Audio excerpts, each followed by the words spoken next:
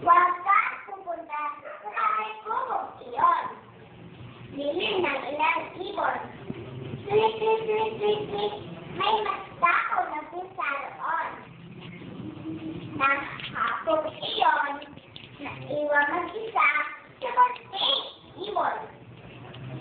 Lumipat siya sa kubo at lumako sa bintana.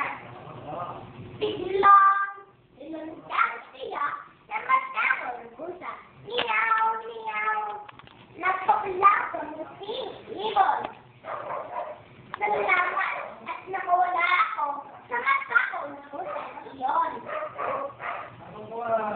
Mula noon, ipinangako ng muting ibon na lagi niya susundin ng bilin ng kanyang ina.